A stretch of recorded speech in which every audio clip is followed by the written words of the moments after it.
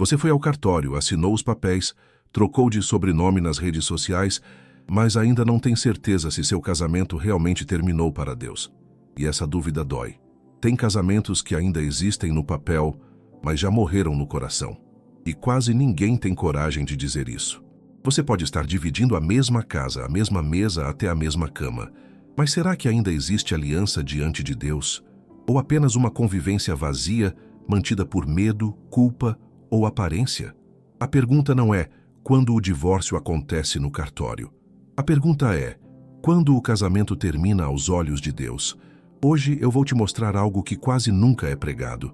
Sinais silenciosos que indicam que a aliança já foi quebrada muito antes da separação oficial. E talvez você esteja vivendo isso sem perceber. Fica comigo até o final, porque o último ponto pode confrontar tudo o que você sempre acreditou sobre casamento. Há algo que eu preciso compartilhar com você hoje, e vou fazer isso com a responsabilidade de quem entende o peso dessa conversa. Não vou vir com soluções rápidas. Não vou trazer consolo de mercado. Vou trazer o que a palavra de Deus realmente diz sobre casamento, divórcio e aquilo que ninguém tem coragem de falar em voz alta nas igrejas, porque existe uma diferença abissal, perturbadora, essencial entre o que o mundo chama de fim de casamento e o que realmente significa um casamento terminar diante de Deus. E essa diferença pode mudar completamente a maneira como você entende sua história, sua dor, sua culpa e até sua redenção. Você já parou para pensar em quantas pessoas estão vivendo em um vazio espiritual? Pessoas divorciadas que carregam um peso que ninguém deveria carregar. Pessoas que se sentem rejeitadas não só pelo cônjuge, mas por Deus, pela comunidade, pela religião. Pessoas que olham para seus filhos e se perguntam se não destruíram a bênção divina em suas vidas porque o casamento não durou. A Bíblia, em Mateus 19:6 diz: "Portanto, o que Deus ajuntou, o homem não o separe." Essa frase é martelada em sermões, em casamentos, em aconselhamentos. E é verdade. Mas aqui está a questão que ninguém responde. E quando a separação já aconteceu? E quando você está vivendo a realidade do pós-divórcio? Deus ainda vê seu casamento como vigente? Você está em adultério se casar novamente? Sua vida espiritual está comprometida? Essas não são perguntas reóricas. Essas são questões que mantêm pessoas acordadas à noite, que roem a consciência, que criam uma culpa que não deveria existir. E a igreja, muitas vezes, ao invés de oferecer clareza e compaixão, oferece condenação e ambiguidade. Eu conheci mulheres que permaneceram em casamentos abusivos porque um pastor lhes disse que Deus não aprova o divórcio. Conheci homens que pagam alimento para filhos que não podem ver porque uma interpretação rígida da Bíblia diz que ele é um adúltero. Conheci pessoas que enfrentam depressão, solidão e desespero porque acreditam que seu casamento morreu, mas Deus não o viu morrer. E isso é uma mentira que nega a natureza compassiva do Criador. A verdade que não é dita nas igrejas é essa: um casamento termina para Deus muito antes do papel do divórcio chegar, muito antes da separação física, muito antes do cartório. Ele termina quando aquilo que Deus ajuntou, a unidade, a aliança, a comunhão, deixa de existir. Porque casamento, na visão bíblica, não é apenas um contrato legal, é uma aliança, é uma consumação espiritual, é uma transformação de duas pessoas em uma carne. Gênesis 2:24. Deixa isso claro. Por isso o homem deixará pai e mãe e se unirá à sua mulher, e serão uma só carne. Uma só carne. Não um papel, não uma cerimônia, uma realidade espiritual profunda. E quando você entende isso, você começa a entender também quando um casamento realmente termina. Não quando os papéis são assinados, quando a carne não é mais uma, quando o espírito de aliança foi quebrado, quando o que Deus ajuntou foi separado, não pelo homem, mas pela própria morte do relacionamento. Essa compreensão não vem para trazer condenação adicional, vem para trazer liberdade, vem para trazer clareza, vem para que você entenda sua própria história não como falha permanente, mas como parte de uma jornada onde Deus pode restaurar, redimir e reconstruir. A palavra em 1 Coríntios 13:4 nos diz que o amor tudo sofre, tudo crê, tudo espera, tudo suporta. E é verdade, mas há um ponto em que o sofrimento deixa de ser redentor e passa a ser destrutivo, e Deus, em sua sabedoria infinita, não te deixa preso em uma morte em vida, esperando que algo que já morreu de verdade continue vivo perante Ele. Ao longo dessa pregação, vamos explorar essa verdade que é tabu. Vamos entender o que a Escritura realmente autoriza e o que ela condena. Vamos olhar para a compaixão de Deus em relação àqueles que já viveram a ruptura, e vamos construir uma teologia do casamento, do divórcio e da redenção que te honre e que honre o coração do Pai. Se você está nessa jornada, se essa pergunta vive dentro do seu peito, saiba que não está sozinho. Milhões de cristãos estão nesse mesmo lugar. E Deus tem uma resposta para você. Não uma condenação, uma resposta. E se essa mensagem gerou perguntas em seu coração, perguntas que você precisa responder diretamente com Deus, não com um pastor ou uma interpretação, temos algo que foi feito especialmente para você. É o e-book 21 Dias para Restaurar Sua Intimidade com Deus. Não é um programa, é um convite. 21 dias onde você vai se sentar com Deus, sozinho, sem intermediários, e permitir que Ele fale diretamente ao que você está sentindo. Encontra o link no primeiro comentário fixado.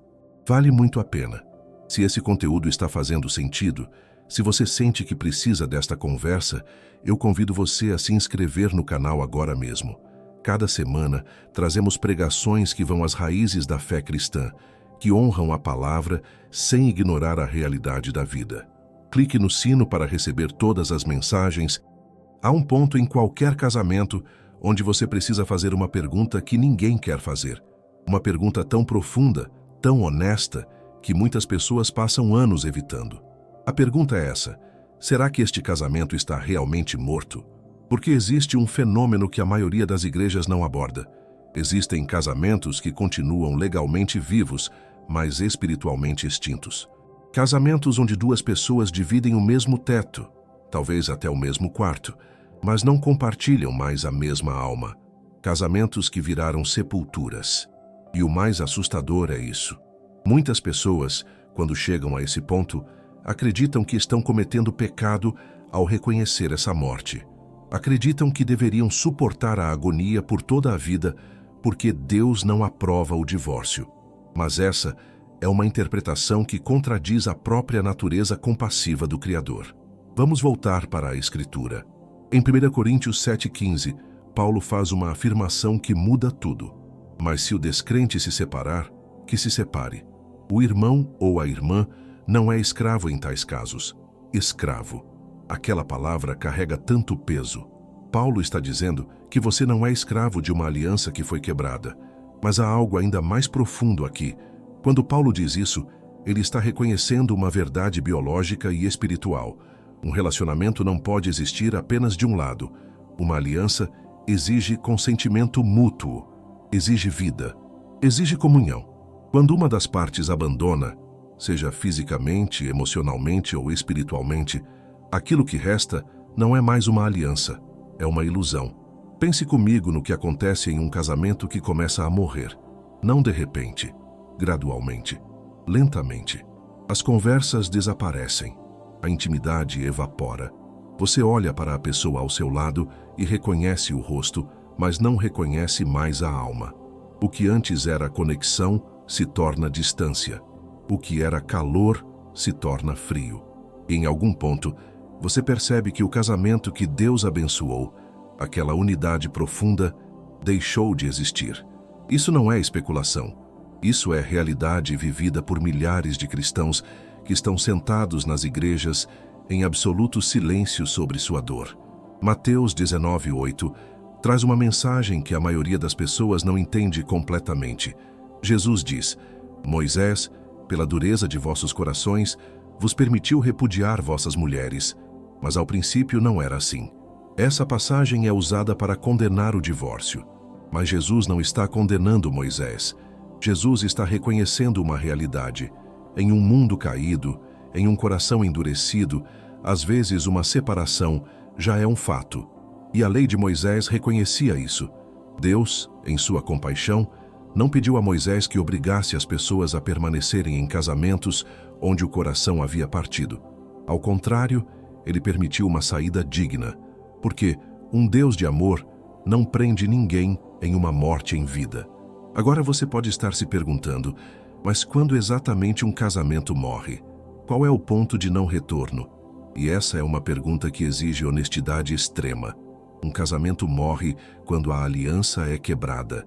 E uma aliança é quebrada quando falta a base dela. Compromisso, fidelidade, comunhão. Não é um sentimento que passa. É uma morte real. Uma pessoa pode trair no corpo, na emoção, ou simplesmente se negar a tentar. E quando você reconhece que está vivendo com um fantasma de um relacionamento, aquilo já morreu. Há casamentos onde existe infidelidade. Há casamentos onde existe abuso físico, emocional, espiritual. Há casamentos onde existe abandono. Há casamentos onde existe indiferença total. E em todos esses casos a pergunta não é: será que posso sair desse casamento? A pergunta é: será que ainda existe um casamento para sair? Porque um casamento não é apenas a ausência de separação, é a presença de algo. É a presença de uma aliança, de uma escolha mútua, de uma comunhão. Quando isso se vai, o casamento já terminou. O papel do cartório apenas documenta o que Deus já conhece. Efésios 5:25 diz que o marido deve amar a mulher como Cristo amou a igreja e se entregou a si mesmo por ela. Que padrão é esse? Um amor tão profundo que exige até morte. Mas esse mesmo texto pressupõe que ambas as partes escolhem estar nessa aliança. Quando uma delas deixa de fazer essa escolha, quando o amor deixa de existir, quando o cuidado desaparece, quando a comunhão morre, então, aquilo que deveria ser uma imagem do amor de Cristo se torna uma prisão. Eu preciso ser claro: Deus não coloca ninguém em uma prisão. Deus é libertador. Deus vê a morte. Deus reconhece quando uma aliança se rompeu. E quando você, com honestidade diante do Criador, reconhece essa morte, Deus não fica surpreso. Ele já sabia. A verdade que não é dita é essa: você não mata um casamento ao se separar. Você apenas reconhece que ele já estava morto. E essa diferença muda tudo. Muda sua culpa, muda sua redenção, muda sua capacidade de seguir em frente sem carregar um peso que nunca deveria ter carregado. Então a questão não é mais: estou cometendo pecado ao me separar? A questão se torna: estou sendo honesto comigo mesmo e com Deus sobre a realidade do que existe e do que não existe mais. E é essa honestidade que vamos aprofundar ainda mais nos próximos passos dessa pregação. A maioria das pessoas que carregam culpa sobre seu divórcio nunca pararam para realmente ler o que a Bíblia diz. Leram resumos, ouviram interpretações, absorveram culpa de terceiros, mas nunca se sentaram com a palavra e perguntaram: o que você realmente diz sobre mim, sobre minha situação, sobre meu coração? Então vamos fazer isso agora. Vamos ir direto à fonte e vamos ser honestos sobre o que encontramos.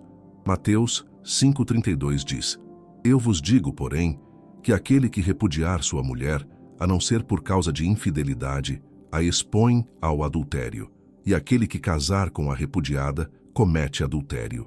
Essa é uma das passagens mais citadas, e ela é usada para machucar pessoas que já estão machucadas. Mas vamos entender o que Jesus realmente está dizendo aqui. Jesus está falando sobre inocência. Ele está dizendo que se você jogar fora uma pessoa inocente, uma pessoa que não te traiu, você está a expondo a situações de vulnerabilidade. Você está cometendo uma injustiça. Mas observe, ele reconhece uma exceção: a infidelidade. A palavra em grego é porneia, que significa relações sexuais ilícitas. Jesus não está inventando isso. Ele está reconhecendo uma realidade que já existia. Quando alguém é infiel, quando quebra o voto mais fundamental de uma aliança, aquela aliança foi danificada de forma que não pode ser reparada do mesmo jeito. A pessoa inocente não está presa a um casamento que foi traído. Mas há algo ainda mais importante aqui. Jesus não está apenas falando sobre infidelidade sexual. Ele está reconhecendo que existem situações onde a aliança de casamento é quebrada de forma tão fundamental que não pode continuar. Agora vamos para 1 Coríntios 7, 10 a 15. Paulo escreve: Aos casados, ordeno, não eu, mas o Senhor, que a mulher não se separe do marido, mas se separar, que fique sem casar, ou que se reconcilie com o marido, e que o marido não deixe a mulher. Aos mais digo eu, não o Senhor: se algum irmão tem mulher descrente, e ela consente em habitar com ele, não a deixe. E a mulher que tem marido descrente, e ele consente em habitar com ela, não o deixe, porque o marido descrente é santificado pela mulher, e a mulher descrente pelo marido. De outra forma, vossos filhos seriam imundos, mas agora são santos. Mas se o descrente se separar, que se separe. O irmão ou a irmã não é escravo em tais casos. Essa passagem é revolucionária. Paulo está reconhecendo que pode haver separação, mas ele coloca uma condição importante: se o descrente se separar. Se aquela pessoa se nega a permanecer na aliança, então o crente não é escravo. Você entende o que isso significa? Significa que Deus reconhece quando uma pessoa abandona a aliança. E quando isso acontece, a outra pessoa não fica presa a um casamento morto. Há um padrão que emerge através da Escritura. Não é um padrão que diz: divórcio é sempre errado. É um padrão que diz: quando uma aliança é quebrada de forma irreparável, você não está preso a um fantasma. Pense em situações específicas. Uma pessoa que sofre abuso não está na aliança que Deus abençoou. Aquele casamento morreu quando começou a causar morte. Uma pessoa cujo cônjuge é infiel não está vivendo a unidade que Deus criou. Uma pessoa cujo cônjuge se recusa a estar presente, emocionalmente, espiritualmente, fisicamente, está vivendo uma separação que o divórcio apenas documenta. Deus, através da Escritura, não condena a separação quando a aliança já se foi. Deus condena a quebra da aliança. E há uma diferença imensa entre reconhecer que algo morreu e ser responsável por matá-lo. Agora, há algo que precisa ser dito com absoluta clareza. Há casamentos que morrem porque ambas as partes pararam de lutar. Casamentos que poderiam ser redimidos se houvesse perdão, se houvesse terapia, se houvesse arrependimento. E nesses casos, há responsabilidade, há culpa real, porque você tinha a chance de manter viva a aliança e escolheu não fazer isso. Mas não é disso que estamos falando. Estamos falando daqueles casamentos onde uma pessoa tenta e a outra não, onde uma pessoa clama por intimidade e a outra fecha a porta, onde uma pessoa oferece reconciliação e é rejeitada, onde uma pessoa está em uma prisão emocional e o guarda não tem as chaves. Nesses casamentos, quando o divórcio chega, ele não mata nada, ele apenas assina o atestado de óbito. Romanos 12, 18 diz: se for possível, quanto depender de vós, tende paz com todos os homens. Note a frase, quanto depender de vós, porque há coisas que não dependem de você. Há pessoas que escolhem guerra, há corações que escolhem fechamento, há espíritos que escolhem morte. Você não pode salvar um casamento sozinho, não pode amar por dois, não pode manter viva uma aliança que a outra pessoa abandonou. E quando você reconhece isso, quando você para de culpar a si mesmo por algo que não era da sua responsabilidade, você começa a liberar a si mesmo. A verdade que não é dita é essa: a Bíblia não te prende em um casamento morto. A Bíblia diz que há situações onde a aliança foi quebrada, onde a morte já aconteceu. E em esses casos, você não é culpado por reconhecer a realidade. Isso não significa que o divórcio não carregue peso. Carrega. Qualquer morte carrega peso. Mas é o peso da perda, não o peso da culpa por algo que você não fez. É muito diferente. E é nessa compreensão que você começa a se libertar. Não da palavra, mas da interpretação que te aprisiona. Há um silêncio que a igreja precisa quebrar. É o silêncio sobre o dia seguinte, sobre o que você faz depois que os papéis estão assinados, sobre como você vive quando aquele casamento que você pensava que duraria para sempre se tornou apenas uma memória dolorosa. Porque a verdade é essa: o divórcio não é o fim de sua história com Deus. Ele é apenas o fim de um capítulo, e o que vem depois disso é o que realmente importa. Há uma palavra na Escritura que as pessoas divorciadas precisam ouvir mais. A palavra é redenção, não restauração do casamento, redenção da sua vida. transformação do que foi quebrado em algo novo, não perfeito, mas sagrado.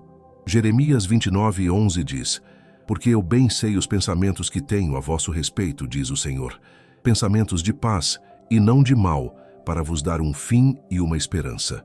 Essa promessa não é apenas para pessoas que não foram divorciadas. Essa promessa é para todos, inclusive para você. Deus não está surpreso com seu divórcio. Ele não está decepcionado contigo da forma que você imagina estar com você mesmo. Deus vê o quadro inteiro. Ele vê o casamento que morreu. Ele vê as razões pelas quais morreu. Ele vê o seu coração e ele diz: eu ainda tenho um plano para você, mas há algo que você precisa entender sobre redenção. Redenção não significa voltar atrás. Não significa desfazer o divórcio. Não significa que seu casamento ressuscite. Redenção significa que Deus pega a sua dor, seu fracasso, sua perda e transforma isso em crescimento, em sabedoria, em propósito. Há um versículo que muda tudo para quem foi divorciado. 2 Coríntios 5:17 diz: Portanto, se alguém está em Cristo, é uma nova criatura. As coisas antigas já passaram, eis que tudo se fez novo. Uma nova criatura, não nova cicatriz, nova criatura. Você não é definido por seu divórcio. Você é definido por quem você é em Cristo. Aquele casamento que terminou não é a sua identidade final. É apenas uma parte da sua história que não deu certo. E está tudo bem, porque Deus trabalha com o que sobrou. Pense em Gomer, a esposa do profeta Oséias. A Bíblia diz que ela era uma mulher de prostituições. Ela traiu, abandonou, quebrou votos, e ainda assim Oséias a resgata. Ela volta para casa não porque conseguiu ganhar de volta seu marido. Ela volta porque foi resgatada, porque alguém viu nela mais do que suas falhas. Alguém viu o potencial de redenção. Isso é o que Deus faz. Deus o resgata, não de um crime que você cometeu, mas de um fracasso que você carrega. Agora, há algo importante que precisa ser dito. Redenção não é instantânea. Não é como virar um interruptor. Redenção é um processo. Você vai passar por fases. Vai haver luto, vai haver raiva, vai haver momentos onde você questiona tudo. Vai haver momentos onde você duvida se Deus realmente o vê, se Deus realmente se importa. Isso é humano. Isso é real. Isso é bíblico. Os salmos estão cheios de pessoas que gritam para Deus em seu desespero. Davi pergunta: Até quando, Senhor? Esquecerás de mim para sempre? Jeremias lamenta tanto que é chamado de o profeta chorão, e Deus não as reprova. Deus as escuta. Então, quando você está lamentando seu casamento perdido, quando você está furioso com as escolhas que levaram a isso, quando você está ferido além de qualquer consolo que as palavras podem oferecer, saiba que Deus está ali, não julgando, testemunhando, esperando. Há algo profundo que acontece quando você permite que Deus trabalhe em sua dor. Você começa a entender compaixão de uma forma que nunca teria entendido. Você se torna mais gentil com as pessoas que estão quebrando. Você entende que às vezes a vida não sai como planejamos, e mesmo assim Deus está nos reconstruindo. Há mulheres que foram divorciadas e agora servem outras mulheres divorciadas com uma sabedoria e um cuidado que apenas quem passou pela dor pode oferecer. Há homens que fracassaram em seus casamentos e agora mentem a outros homens como construir relacionamentos saudáveis. Há pessoas que perderam seu casamento e ganharam um propósito. Eles não celebram o divórcio, mas reconhecem que Deus tirou algo de beleza da ruína. Há um versículo em Eclesiastes que as pessoas geralmente passam rápido sobre ele, mas ele carrega uma verdade profunda. Eclesiastes 3:1 diz: Há tempo para tudo, e há um tempo determinado para cada coisa debaixo do céu. Há tempo para amar, há tempo para separar, há tempo para lamentar, há tempo para curar, há tempo para começar novamente. Seu casamento teve seu tempo. Você não falhou em não mantê-lo vivo para sempre. Você está agora em um novo tempo. Um tempo onde você pode se reconstruir. Um tempo onde você pode descobrir quem você é além daquele relacionamento. Um tempo onde você pode permitir que Deus recrie você. A verdade que não é dita é essa: você não é menos amado por Deus porque seu casamento terminou. Você não é menos puro. Você não é menos digno. Você é apenas uma pessoa que passou por uma morte e está sendo chamada a uma ressurreição. E isso é sagrado. Isso é redenção. Isso é Deus. Obrigado por estar aqui comigo nessa jornada. Obrigado por ter coragem de enfrentar essa verdade que poucos falam. Se essa pregação tocou seu coração, se você se sentiu menos sozinho, menos condenado, menos perdido, então fez diferença. Mas se você quer ir além das palavras e realmente reconstruir sua intimidade com Deus se quer, 21 dias onde seja apenas você, Deus e a verdade, o e-book 21 dias para restaurar sua intimidade com Deus está no primeiro comentário. Não é marketing, é realmente um encontro transformador. Você merece esse tempo com o Pai. Eu convido você agora a se inscrever no canal. Clique no sino, porque a cada semana trazemos mensagens que vão às raízes da fé, sem medo de questionar o que precisamos questionar, sem medo de amar quem precisa de amor. Deixe seu comentário abaixo. Conte sua história. A comunidade aqui cresce porque você compartilha sua verdade. E curta este vídeo se sentiu que ele o honrou. Nos próximos vídeos, vamos continuar explorando as verdades que a igreja precisa dizer. Nos vemos em breve. Que Deus a abençoe.